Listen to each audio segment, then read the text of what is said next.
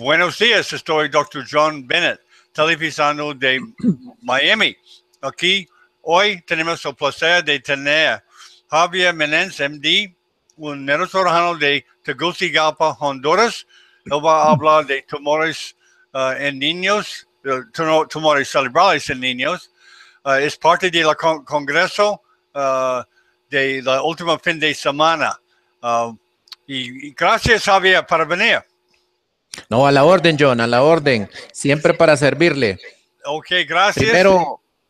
Primero felicitarlo, John, por el congreso de la semana anterior, que tuvo muy buena audiencia entre nuestros estudiantes aquí en Tegucigalpa, Honduras. Sí, John, excelente, y queremos ver la posibilidad de convenios para que por esta vía demos clases, John, a los residentes de neurocirugía de nuestra universidad. Sí, yo quiero continuar especialmente con el país de Honduras, para que tú puedas televisar todas partes de Honduras Perfecto, en su canal. Entonces, perfecto. Ok, vamos con su presentación. Perfecto, John. Como le decía, yo estudié neurocirugía en la Universidad Central de Venezuela hace alrededor de 20 años en el Hospital Universitario y en el Hospital de Niños JM de los Ríos de Caracas, Venezuela. Laboré en el servicio de neurocirugía pediátrica del Hospital Materno Infantil de Tegucigalpa y luego actualmente laboro en la Nacional Autónoma de Honduras y en el servicio de neurocirugía del Hospital Escuela Universitario, John. El tema de hoy, John, es en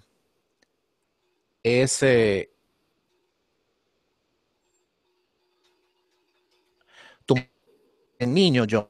Okay. Es un tema bien importante. A ver, John.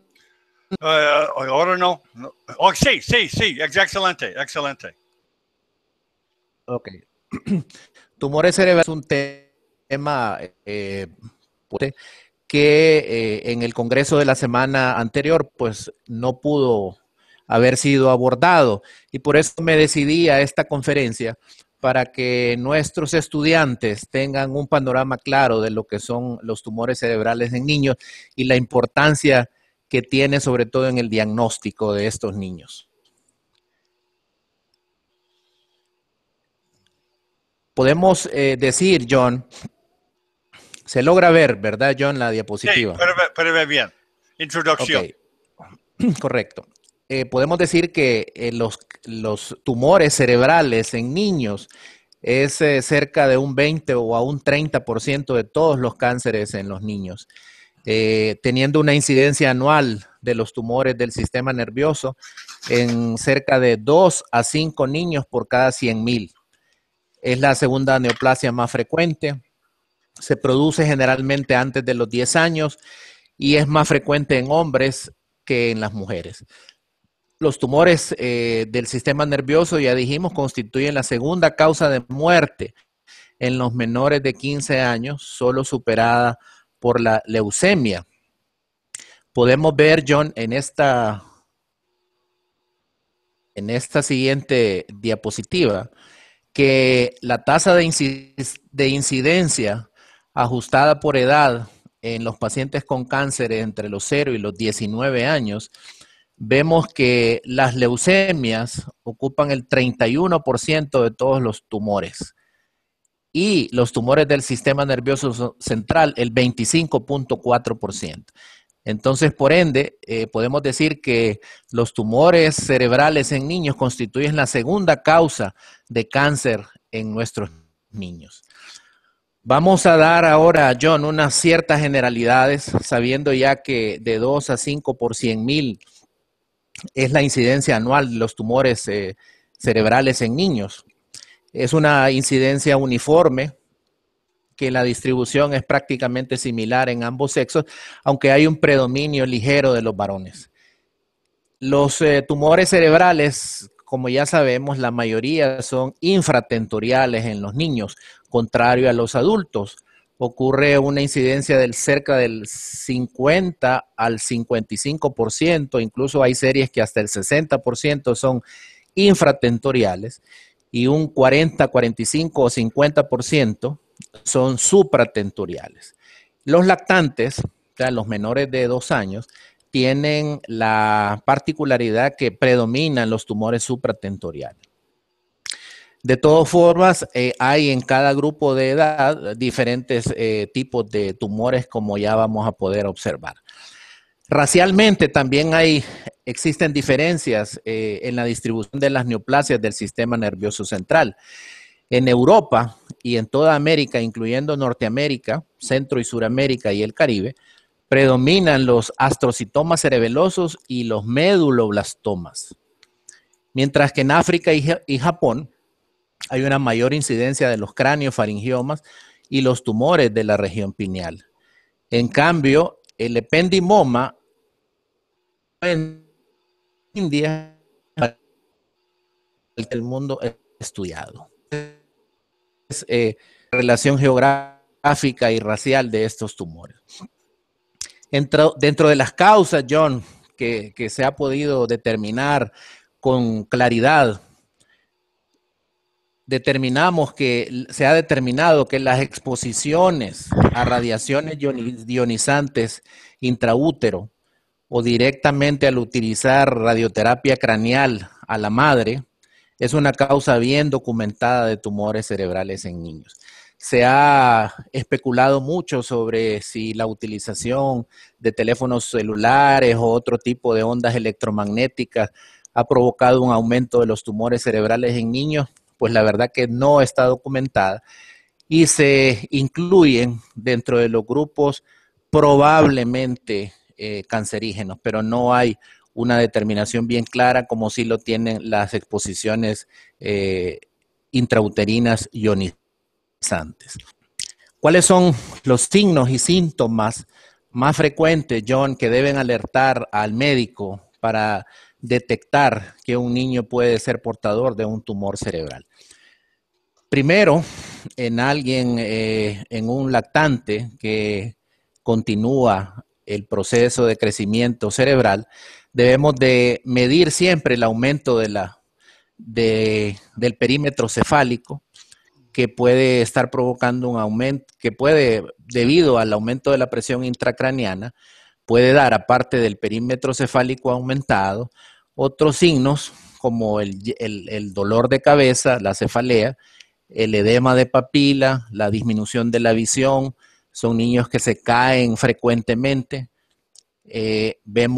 Observamos las fontanelas abombadas, las suturas expandidas y el llamado signo del sol naciente o en el llamado síndrome de Parinot, o sea,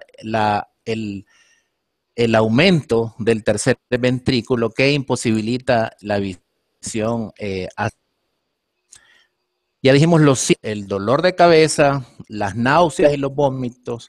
Puede existir una visión doble, una lateralización de la cabeza, una disminución del estado de alerta. Puede existir letargo, irritabilidad, el niño no se alimenta bien, no le da hambre. Pueden existir en ciertos tumores disfunciones endocrinas, como son aumento del tamaño, cambios en el vello púbico, cambios de comportamiento inexplicable y un nivel de energía bastante disminuido. Ya dijimos que los tumores hemisféricos constituyen cerca del 40 al 45% de los tumores. ¿Y cuáles son las características clínicas al examen físico? Pues generalmente los niños acuden con una hemiparesia, con una hemianopsia, con afasia o con convulsiones como primer síntoma de un tumor cerebral. En los tumores de tallo y de fosa posterior, que son la mayoría de los tumores, cerca del 60%, las características más importantes son la marcha atáxica, los temblores, la disartria, la rigidez en el cuello y el edema de papila. Los tumores de tallo cerebral, pues debilidad en las extremidades, hay pares craneales tomados, hay diplopia, hay parálisis facial y hay alteraciones en en la deglución. ¿Cuál es, John, el objetivo básicamente del neurocirujano una vez efectuado el diagnóstico? Primero, obtener un diagnóstico histológico, luego de reducir la masa tumoral y luego la liberación de la circulación del líquido cefalorraquídeo. Esos deben ser nuestros principales objetivos: el diagnóstico histológico, la reducción de la masa tumoral y la liberación de la circulación del líquido cefalorraquídeo. Solo en los casos de epilepsia intratable, el último de los objetivos será sustituido básicamente por un control de esta convulsión. Hay tumores de difícil acceso, como los tumores de tallo, en donde las biopsias estereotácticas pues son lo que se impone en estos casos. La mayoría del pronóstico depende de, como en todos los tumores, de la extirpación completa o incompleta de la lesión. Se recomienda tener controles radiológicos 72 horas después de efectuado el procedimiento. Es importante señalar que los procesos post-tratamiento, después de efectuado la reducción citotumoral y tener el diagnóstico histológico, es importante señalar que se debe contar con arsenales como la quimioterapia, porque la radioterapia no se puede utilizar en niños menores de 3 años, porque puede existir un daño neuronal importante. En resumen, John, el 40 o al 50% de los tumores en niños son supratentoriales, el 50 o al 60% son infratentoriales. Dentro de los tumores supratentoriales, un tercio de esos tumores cerebrales van a ser hemisféricos, entre ellos los astrocitomas, los gliomas, los oligodendrogliomas, y dentro de esos, el 20% de los tumores supratentoriales van a corresponder a los craneofaringiomas y a los schwannomas del acústico. Vamos, John, a dar las principales características en este caso de imagen, que es la parte que nos toca evaluar hoy. ¿Cuáles van a ser las principales características por imagen de los tumores cerebrales en niños?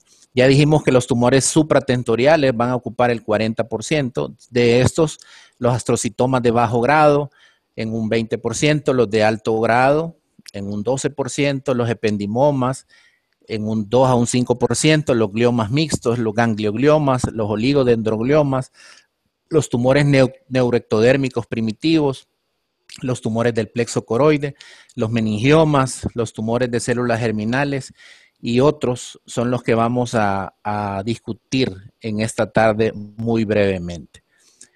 Dentro de los infratentoriales, que es la mayoría, los meduloblastomas van a ocupar cerca de una tercera parte, o los llamados también neuroectodérmicos primitivos. Los astrocitomas de bajo grado cerebelosos en un 12 a un 18%, los ependimomas en un 4 a un 8%, y los gliomas, tanto de alto como de bajo grado, van a corresponder cerca del 15%, y otros el 2 a un 5%. ¿Cuál va a ser el análisis que tendremos que hacer de las imágenes de los tumores cerebrales? Primero, la edad del paciente nos va a determinar cuáles son los tipos de tumores más frecuentes. La localización, si las lesiones son intra o extraaxiales, en qué compartimiento se encuentra, si se encuentra intraventricularmente, si atraviesan la línea media, y determinación de las características de tomografía e imagen de resonancia magnética, si existen calcificaciones, si existe grasa, señales quísticas, cómo está el T1, el T2 y las determinaciones pesadas de la resonancia, y si existe reforzamiento o no con el medio de contraste. Cuáles son los efectos sobre las estructuras circundantes, si hay efecto de masa, si existe edema, si son lesiones solitarias o múltiples, o si hay pseudotumores.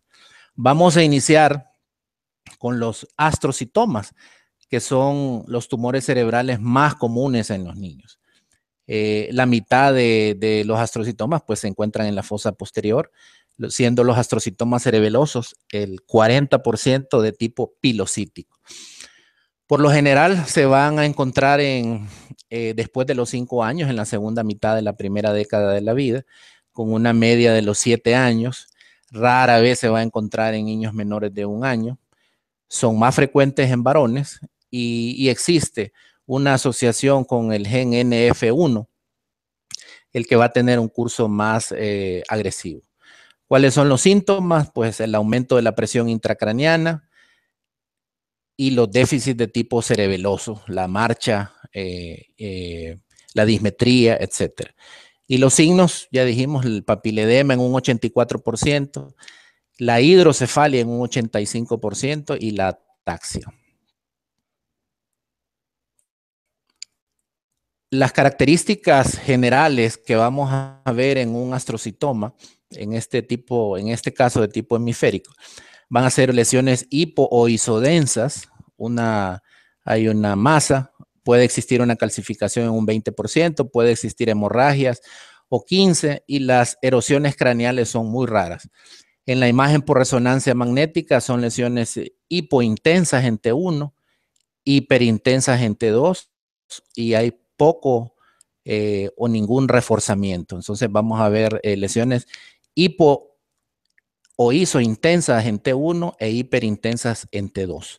Este es un caso de un astrocitoma de tipo cerebeloso. No refuerza con el medio de contraste. ¿Cuál es el diagnóstico diferencial de los astrocitomas? Primero, pues el absceso cerebral, las encefalitis, las metástasis cerebrales, la toxoplasmosis y los ependimomas. ¿Me está escuchando, John? Bien. John. John. Sí, lo siento, estoy en mute. Ah, Sí, yo puedo oír ok. muy bien, yo puedo ver muy bien, perfecto. Ok, perfecto, perfecto.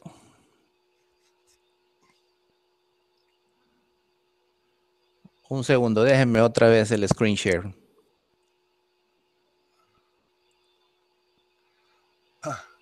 Ok. Sí, se me fue. Un segundo, déjenme arreglarlo. Ok.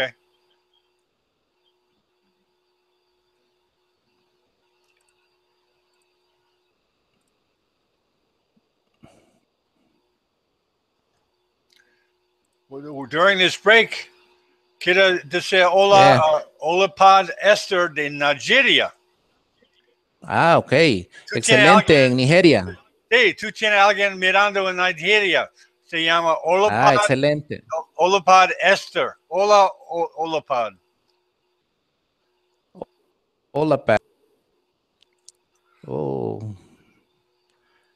¿Qué pasó, John? Ok, vamos a ver.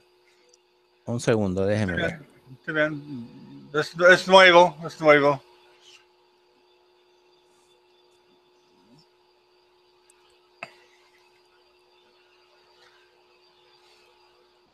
Sí, pasamos a países en África, es Asia. ¿Dónde va el Internet? Este programa va, incluyendo Nigeria. Sí. Nigeria. ¿Qué horas son en Nigeria, John? 2 de la mañana, 1 o 2 de la mañana. Muy dedicada, Wow. muy dedicada esta persona. Sí. Wow, sí. Lo felicito. Un segundo, John. Estoy tratando de compartir. Ok, no problema. ¿No se ve nada, John? No. No, yo, Ok, sigue voy a papá. volver a iniciar. Es como en Voy a neurosurgería. iniciarse. En neurosurgería Sí. a veces no va bien, necesita tener paciencia. Así es. Es Un lo mismo, segundo. lo mismo. Lo mismo. Un segundo, John.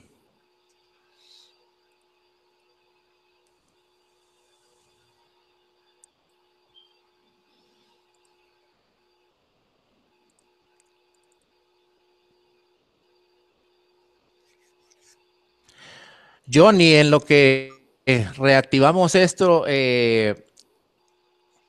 pudiese ser que tuviéramos una conferencia los días mañana con alguien Mañana en la para mañana. a efectos de tener una clase con esta gente. Ah, sí, sí. Sí, tenemos otro congreso, Javier.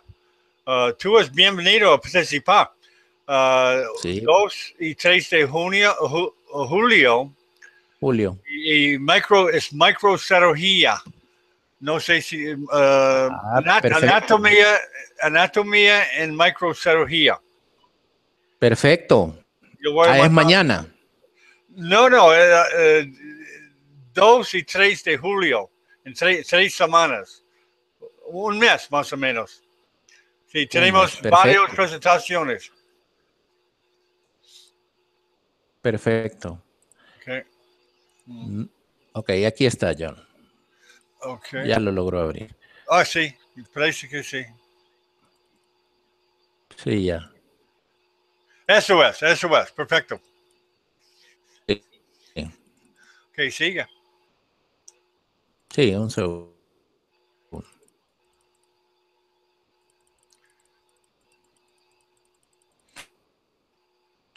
Que el diagnóstico del el absceso, las metástasis cerebrales, la toxoplasmosis, limoma. Hablando de otro tipo de astrocitoma, los astrocitomas subependimarios de células gigantes, de acuerdo a la clasificación de la OMS de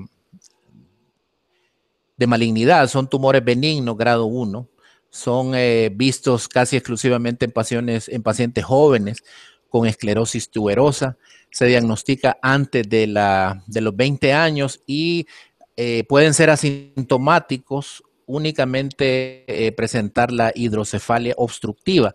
Son tumores que se pueden encontrar cerca de los ventrículos o hacer una compresión. Son tumores que van a captar correctamente el medio de contraste y en la imagen de resonancia magnética van a ser iso o hipointensos en T2. ¿Cuál es el diagnóstico diferencial? Pues los neurocitomas centrales, el papiloma del plexo coroide y el carcinoma del plexo coroide. Otro tumor que no es tan frecuente es el santo astrocitoma pleomórfico. Ese es un astrocitoma raro, es un tumor, de acuerdo a la OMS, grado 2 de malignidad. Es encontrado en pacientes jóvenes que generalmente van a padecer epilepsia del lóbulo temporal. Son tumores de menos del 1%, generalmente son primarios, el 98% son supratentoriales y aproximadamente la mitad de eso se va a encontrar en el lóbulo temporal. Generalmente son lesiones con medio de contraste que captan bien el gadolinio y van a ser isointensas o hipointensas en T1 y con el flare van a ser hiperintensas, van a captar perfectamente el gadolinio y van a ser lesiones generalmente quísticas grandes que pueden o no desplazar la línea media. El diagnóstico diferencial son los gangliogliomas, los tumores dermoides, los oligodendrogliomas, el ganglioglioma infantil y desmoplásico. Otro tumor es el oligodendroglioma, que va a representar cerca de la cuarta parte de todos los gliomas y el 10% de los tumores intracraneales primarios. Son poco frecuentes en las edades pediátricas, representan menos del 1%. Generalmente se observan o llaman la atención por haber tenido convulsiones. Son generalmente supratentoriales en un 85% y es encontrado en una forma mayor en el lóbulo frontal. Los oligodendrogliomas tienen la característica de ser isodensos o hipodensos en la tomografía, no captan muy bien el contraste y pueden ser iso o hipointensos en T1 e hiperintensos en T2. ¿Cuáles son los diagnósticos diferenciales? Pues los astrocitomas, los gangliogliomas, los santroastocitomas pleomórficos o las encefalitis de tipo. El oligodendroglioma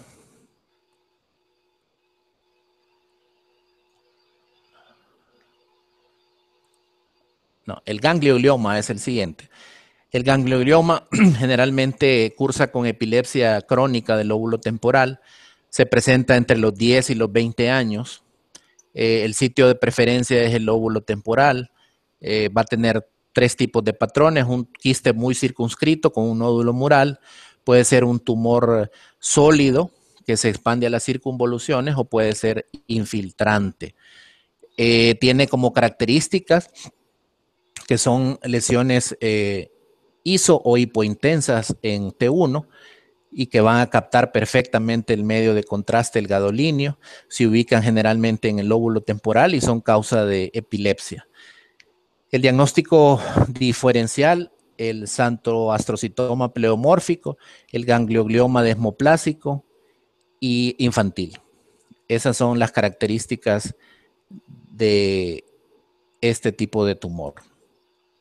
Ahora el siguiente tumor que nos toca referirnos es el ganglioglioma desmoplásico infantil. Son una forma de tumores infantiles que tienden a tener un buen pronóstico. Generalmente ocurren antes del año de edad. Son junto con los papilomas del plexo coroide que pueden encontrarse en niños menores de 1 año. Generalmente son mayores en hombres que en mujeres y se caracteriza por tener un aumento rápido de la circunferencia cefálica. La actividad convulsiva es muy rara y los sitios más comunes son los lóbulos frontales y los parietales. Vemos lesiones isointensas en T1 que captan bien el medio de contraste en gadolíneo. Son tumores, son lesiones grandes, quísticas, atraviesan la línea media y con el T2 pesado pues vemos que hay una hiperintensidad, al igual que en el FLAIR. El papiloma del plexo coroide, ya como dijimos, son tumores que van a ser poco frecuentes, generalmente van a ocurrir antes del año de edad y va a corresponder al 1% de todos los tumores cerebrales y el 6% de todos los tumores cerebrales pediátricos. El 85% de los papilomas van a ocurrir en menores de 5 años, pero preferiblemente en menores de 1 año. La mayoría, la edad más frecuente es entre el 1 y los 2 años. Son tumores intraventriculares, del cuarto, sobre todo de los ventrículos laterales, que van a provocar una hidrocefalia obstructiva. La más frecuente localización son en los ventrículos laterales en un 50%, en el cuarto ventrículo en un 40% y en un tercer ventrículo o la cisterna cerebelo-puntíneo en un 10%. Es una neoplasia que va a sembrarse por vía de líquido cefalorraquídeo. Los papilomas, ya dijimos, son lesiones intraventriculares que pueden ser hipo o isointensas en T1. En el T2 pesada vamos a ver igual iso-hipointensa. No hay reforzamiento con el medio de contraste o hay muy poco. ¿Cuál es el diagnóstico diferencial? Los carcinomas del plexo coroide, las metástasis del plexo, los meduloblastomas, los ependimomas papilares anaplásicos y el neurocitoma central. Luego el carcinoma del plexo coroide, que ya es una neoplasia así maligna, derivada del plexo coroide. Decir que los papilomas del plexo coroide tienen buen pronóstico porque es una cirugía que permite con ventriculoscopía endoscópica, pues la eliminación completa del tumor. El carcinoma es una neoplasia benigno, ya es grado 3, tiene un pronóstico significativo. Está transmitiendo. Mute. Okay. Lo siento, Javier. No se preocupe, no se preocupe. Ok, mute. Mauro, por favor, mute. Voy a apagar el sonido. Hay mucho ruido. Ok. Sí. Sí, él quiere verte. Es de México, Neurocirujano de México. Perfecto. Ok, continúa, por favor. Ok. Los carcinomas del plexo coroide generalmente ocurren en niños menores de los 4 años, entre los 2 y los 4 años. Los síntomas más frecuentes, la hidrocefalia y con menor frecuencia la invasión al parénquima cerebral. Este sí se asocia con el llamado síndrome de Lee-Fraumeni. Casi siempre surgen de los ventrículos laterales. Van a ser los carcinomas hipointensos en en T1, hiperintensos en T2 pesado, y van a captar bien el medio de contraste. Tomográficamente van a ser hipodensos y van a captar muy poco el medio de contraste.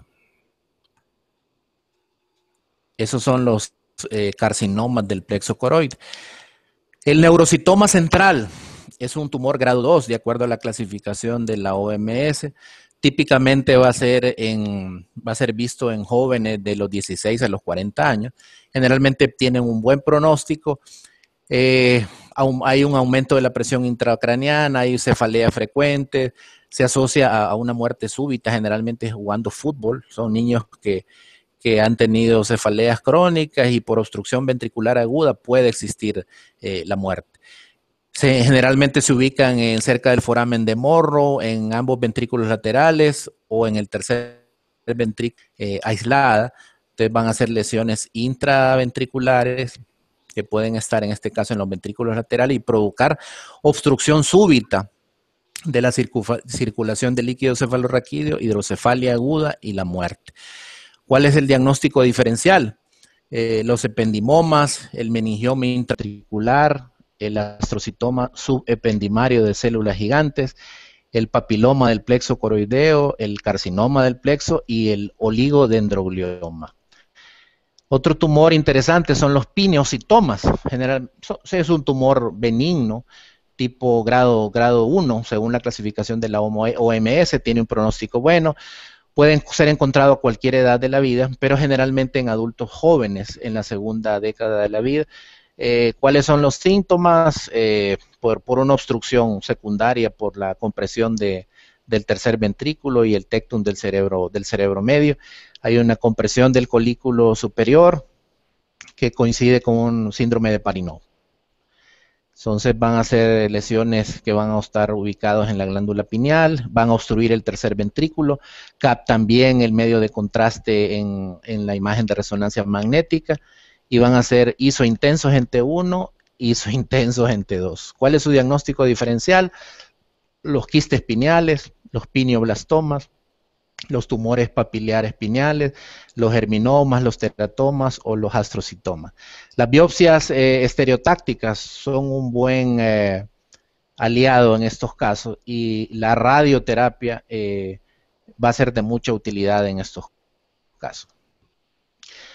El pineoblastoma es un tumor maligno, llamado también es un tumor neuroectodérmico primitivo de la región pineal. Es más agresivo y tiene el más alto grado de malignidad dentro de los tumores pineales. Normalmente se va a encontrar en niños pequeños, generalmente menores de los 2 años. Tienen una establecida relación con los retinoblastomas hereditarios. Generalmente van a desarrollar retinoblastomas bilaterales en un 15% de los casos, asociados siempre a hidrocefalia obstructiva.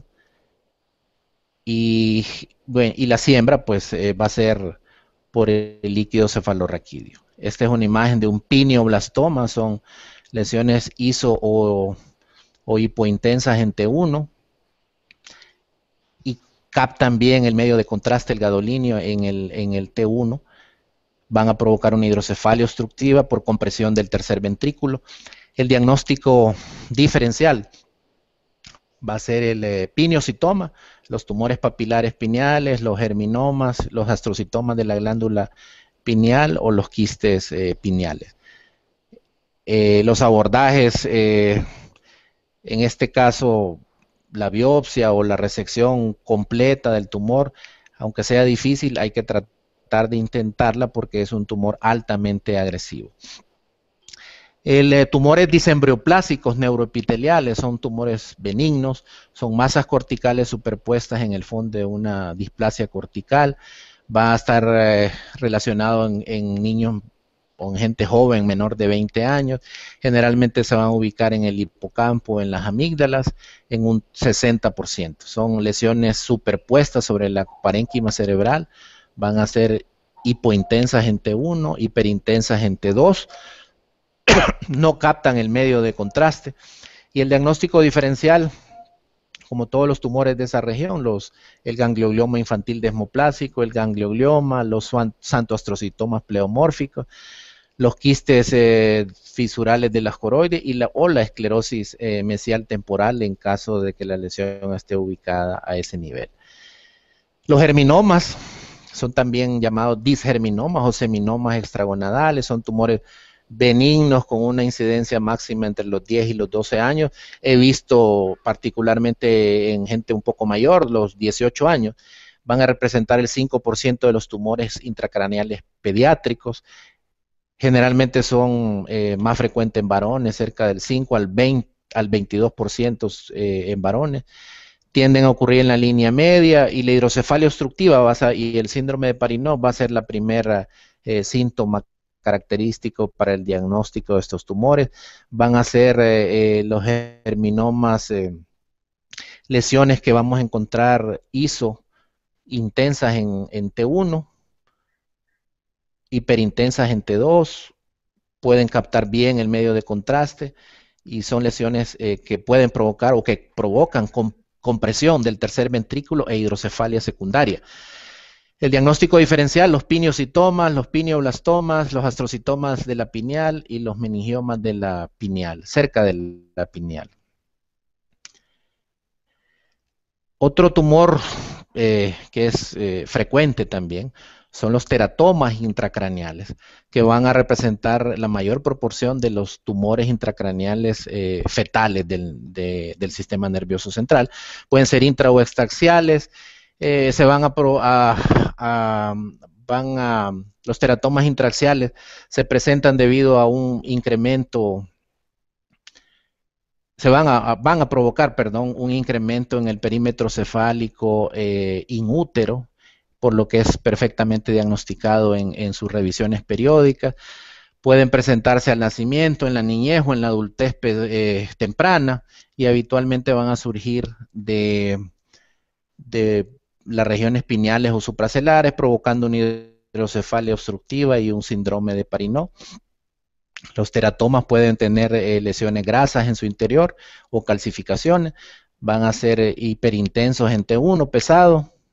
En el FLAIR van a ser isointensos. Y los diagnósticos diferenciales van a ser el neuroectodérmico primitivo, el carcinoma del plexo coroide, los lipomas intracraneales, los dermoides intracraneales y los craneofaringiomas.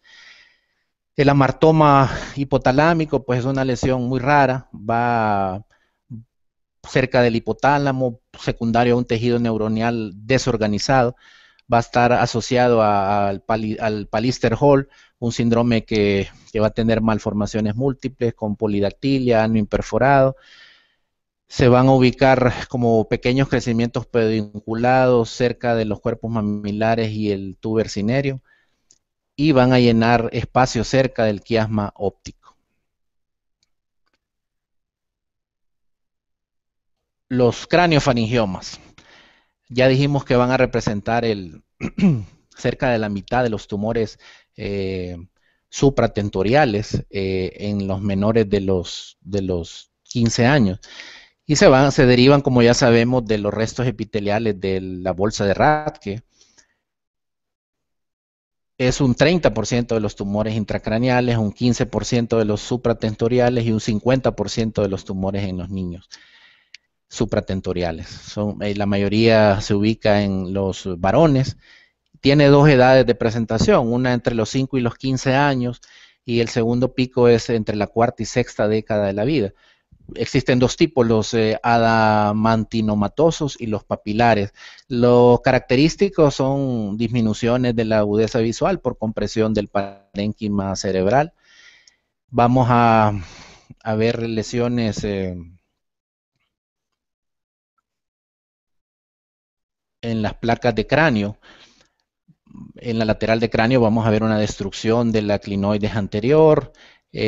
Pueden existir calcificaciones en la tomografía, en donde vamos a ver lesiones generalmente sólidas o mixtas, sólidas y quísticas, y tiene como característica que va a tener un reforzamiento importante, tanto tomográfica como por imagen de resonancia magnética. Son, en este caso, lesiones mixtas de tipo quísticas y sólidas, con calcificaciones en el interior que van a provocar compresión del quiasma óptico, provocando alteraciones visuales e incluso la ceguera.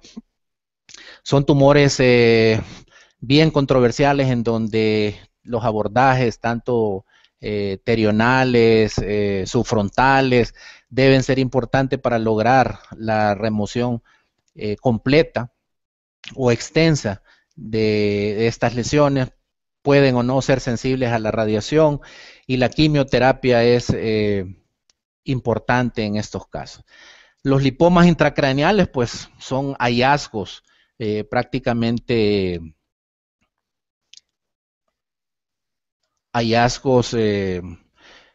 que pasan desapercibidos o que los vemos frecuentemente porque el paciente llega con otro tipo de patología. En este caso, un paciente masculino de 18 años que tuvo un traumatismo cráneoencefálico, pérdida de conocimiento, y lo que se le encontró fue un lipoma interhemisférico.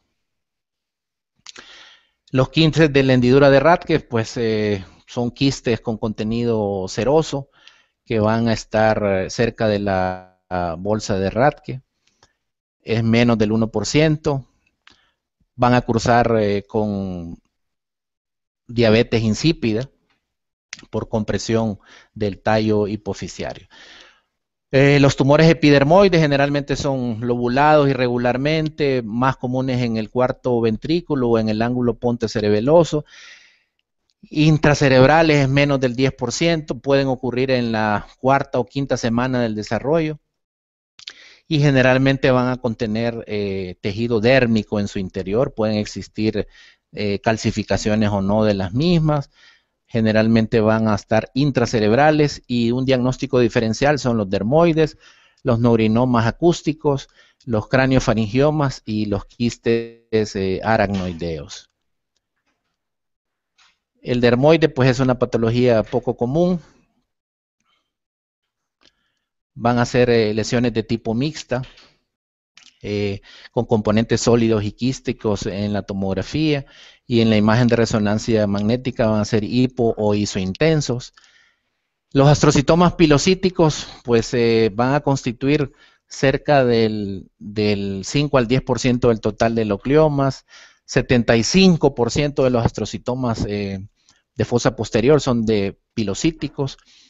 Es el tumor cerebral primario de mayor crecimiento en niños. Va a ser un crecimiento muy lento y generalmente tipo benigno, aunque pueden transformarse agresivamente, pero es poco frecuente.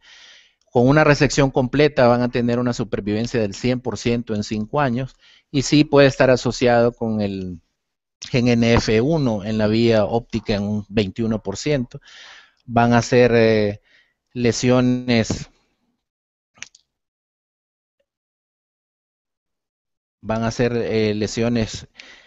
hipodensas, en este caso en fosa posterior, pueden ser de contenido quístico, sólido y quístico, y son lesiones resecables totalmente con una excelente sobrevida de estos pacientes. Este es un masculino de 7 años que llegó a la consulta con nixtagmo y marcha atáxica.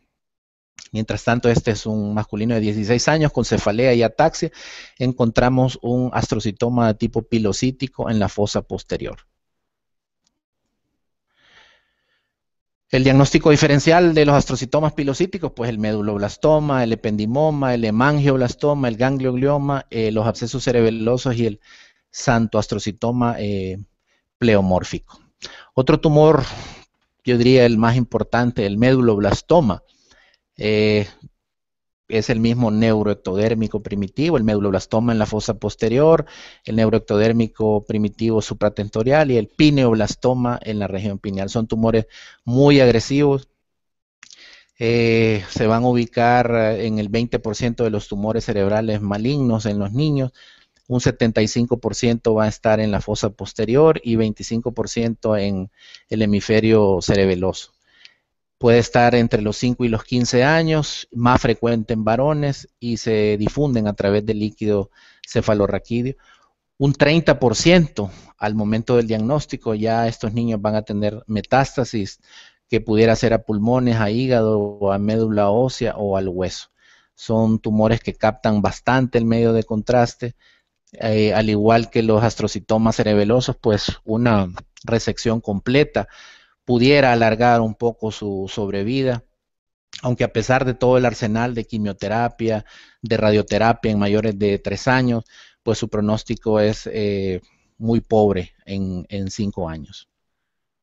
En la imagen de resonancia magnética, el móduloblastoma es hipointenso en T1, puede ser hipo e hiperintenso en T2, hay un reforzamiento variable y hay una imagen que puede ser mixta, sólida y quística. El diagnóstico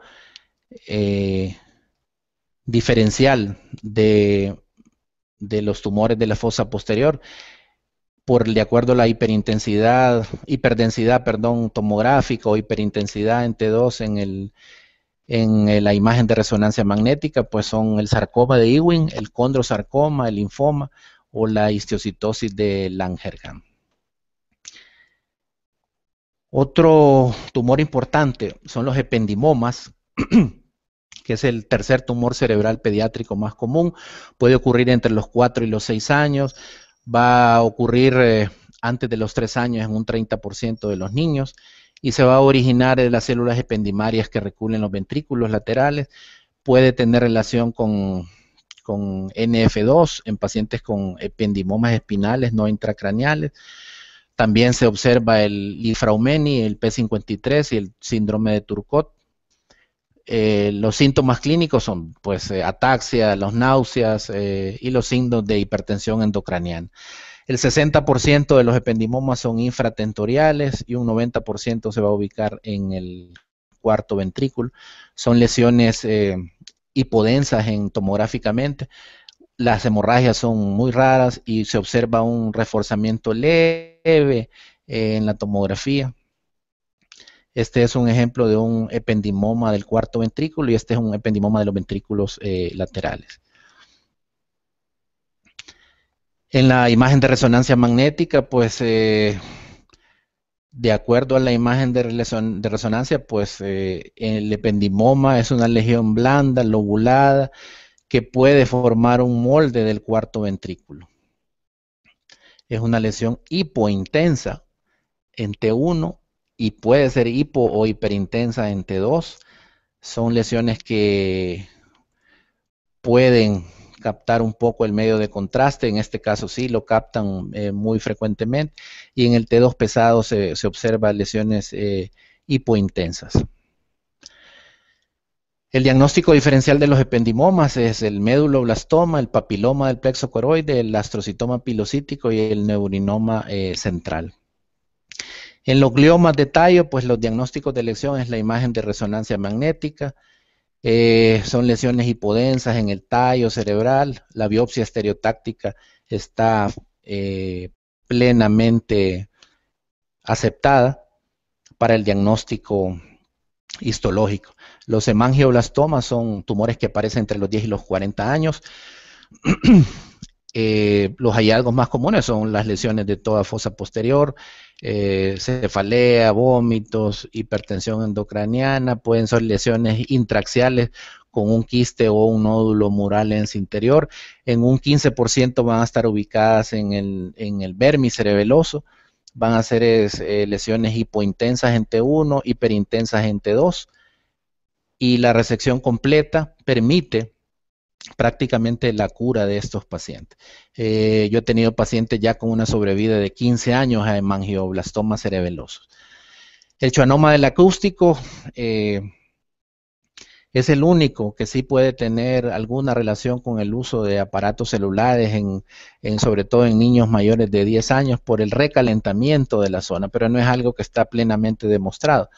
Sí se asocia con el NF2, pueden ser muy raros, cerca de menos del 1% de los tumores pediátricos, y van a ser lesiones que van a estar ubicados siempre en el ángulo pontocerebeloso. Los diagnósticos diferenciales, los epidermoides, los ependimomas, los meningiomas. Ya estamos finalizando, John, los teratomas intracraneales. Los teratomas intracraneales ya dijimos que son poco frecuentes, pero pueden dar lesiones de gran tamaño. Generalmente van a tener componentes mixtos, sólidos y líquidos, con un comportamiento irregular. Van a ser hiperintensos en T2. Para concluir, John, en cuanto a los tumores cerebrales en niños, ya dijimos que el 40% van a estar ubicados supratentorialmente, un 60% infratentorialmente. El diagnóstico histológico es importante. La cirugía va a ser útil en tumores como los astrocitomas pilocíticos, algunos meningiomas, gangliocitomas, schwannomas, y va a tener un papel menos importante en tumores, por ejemplo, de tallo, o tumores que son quimio o radiosensibles, como los germinomas o los linfomas primarios del sistema nervioso central. Y también disminución del efecto de masa, el drenaje de los quistes, la colocación de válvulas para el aliviamiento de la hipertensión por obstrucción de líquido cefalorraquídeo es importante en la cirugía. La radioterapia, pues orientada a la sobrevida, a conseguir una curación como el médulo o el germinoma, van a aumentar generalmente la sobrevida y la disminución de los síntomas. Es importante señalar que antes de los 3 años no podemos dar radioterapia por problemas potenciales de una desmielinización irreversible, radionecrosis y alteraciones importantes de disminución del coeficiente intelectual. La quimioterapia utilizada en linfomas primarios, en oligodendrogliomas, en germinomas especialmente, y son útiles en las recurrencias por radioterapia o en niños muy pequeños que no toleran la radioterapia. El uso de corticoides y antiepilépticos, pues sí está demostrado de que contribuye importante al manejo de los tumores cerebrales. En general, John, yo puedo pensar que los tumores cerebrales, a pesar de que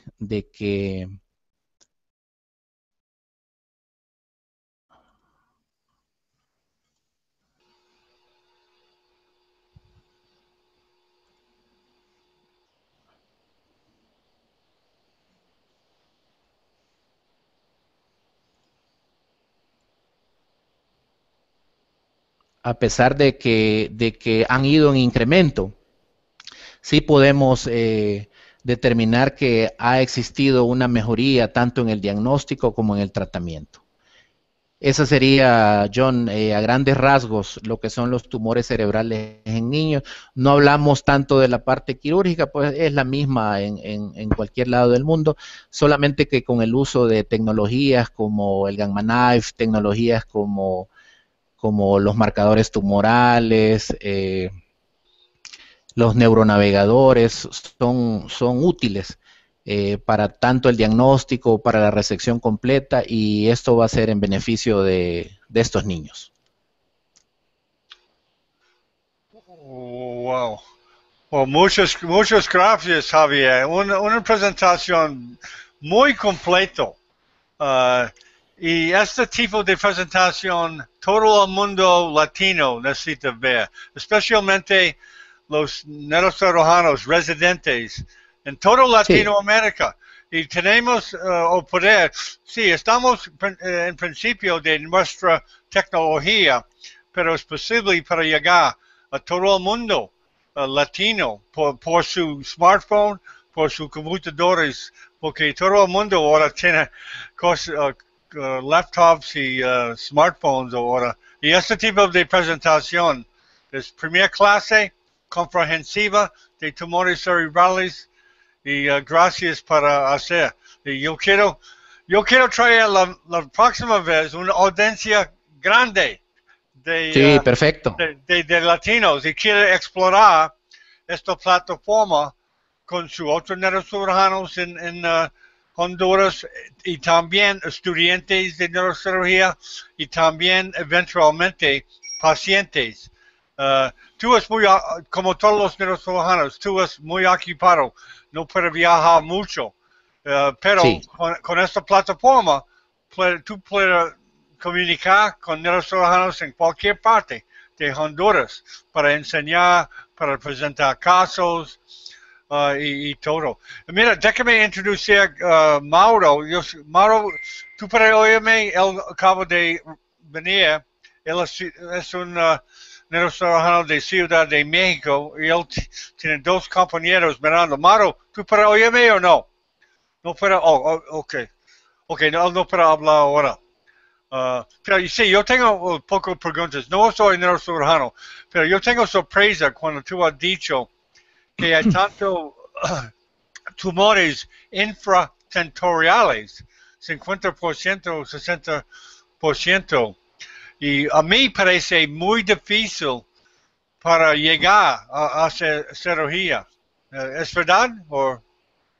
Sí, es verdad. O sea, la patología tumoral en niños y en adultos es similar, pero los porcentajes son diferentes, John. Mientras que en los niños la mayoría de los tumores se encuentran en la fosa posterior, en los adultos se encuentran supratentoriales. Sí. Entonces, por las características del niño, yo pienso que es un poco más complejo, no el diagnóstico, sino el abordaje, ¿verdad? Y los pronósticos, pues obviamente al obtener una resección completa son bien favorables, pero son tumores, la mayoría son muy agresivos, generalmente los de fosa posterior. ¿Es tarde cuando diagnostica este tipo de tumores en infratentorial? ¿Más tarde que cuando diagnostica supratentorial? Sí. Es importante el hecho de tener estas conferencias, puesto que los médicos generales, los pediatras, deben estar alertas a que estas patologías existen. Hemos tenido pacientes que lamentablemente han presentado vómitos, cefalea y los estudian por problemas gastrointestinales, por otro tipo de problemas. Y entonces, al final, ya perdemos un tiempo valioso cuando se hace el diagnóstico. Entonces yo creo que estas conferencias sirven para alertar a la comunidad pediátrica a que al tener un paciente con estos síntomas, tratar de hacer el diagnóstico rápido de que no sea una patología tumoral. Sí, para educar que si vomitando sigue después de tratamiento, después de un rato, tal vez necesite investigar. Es un tumor, ¿verdad? Así es. Sí. Mauro, ¿tú estás allá? Sí, ¿me escuchan? Buenas tardes desde México. Sí, perfecto. Encantado, Mauro. No puedo verme, pero ustedes me escuchan. Doctor. Sí, lo vemos y lo escuchamos. Pero ya. Ok. Está en su smartphone. Pero ya bien. Sí, estoy en la calle, me interesó el tema, especialmente porque quiero saber si ha cambiado el criterio en los últimos años. Yo soy neurocirujano de adultos. Respecto al germinoma, en relación al tamaño menor de 3 centímetros al momento del diagnóstico o mayor de 3 a 5 centímetros, en particular recibí un niño con un tumor de 5 centímetros y la discusión estaba entre radiocirugía directo o abordaje de Kraus y después radioterapia. Bueno, todavía sigue en vigor esa clasificación. Cualquiera de las decisiones que se tome son útiles, pero lo más importante es hacer el diagnóstico. Son tumores muy radiosensibles, entonces solo que estén provocando obstrucciones muy grandes que produzcan hidrocefalia. Y obviamente si uno quiere colocarle una válvula, pues puede colocarla o hacer el diagnóstico en este caso nosotros lo hacemos por biopsia estereotáctica y después radioterapia. En unos 10, 12 casos que hemos tenido en unos 10, 15 años, pues no hemos tenido mayor problema. Esto es ya derivado, una válvula de presión alta con el tamaño tan grande, comprimiendo la estructura vecinas, soporta la radio. No. Si es más de 3 centímetros, pues sí, yo creo que procede la cirugía que usted nos dice, el abordaje de Kraus. Yo hablaba en lesiones menores de 3 a 5, antes de los 3 centímetros. Sí procede primero la derivación, luego la biopsia y posterior la radioterapia. Y mira, Mauro, yo voy a mandar esta presentación. Es excelente, comprensivo. Yo quiero que Javier repita en 2 meses cuando estamos más organizados y más neurocirujanos puedan participar, pero es una presentación excelente. Yo quiero que la próxima vez estamos más organizados, pero... Perfecto. Claro que sí. Gracias, Mauro. Gracias a todos. Buen sábado. Igual. Siga la fiesta. Sí, Mauro. Sí. Javier, Mauro está ayudando mucho porque él conoce neurocirujanos en toda Latinoamérica, es tratando de establecer una red de neurocirujanos para comunicar, para mejor tratamiento, para mejor educación en toda Latinoamérica. En mi opinión, hay falta de educación en Internet, en medicina, en Latinoamérica. Y yo tengo mucha sorpresa. Hay tanto interés en esta rama. Tengo mucha sorpresa. Y gracias a los dos para ayudándome. Y vamos a terminar. Y muchas gracias a Javier y a Mauro para venir. Y nosotros vamos a repetir esta conferencia muy comprensiva, porque yo creo que los residentes de neurocirujanos en Latinoamérica y América que habla español necesitan ver este programa. Entonces, muchas gracias, Javier. Gracias, John. Gracias, Mauro. Muy amable. Muchas gracias, Javier. Muchas gracias.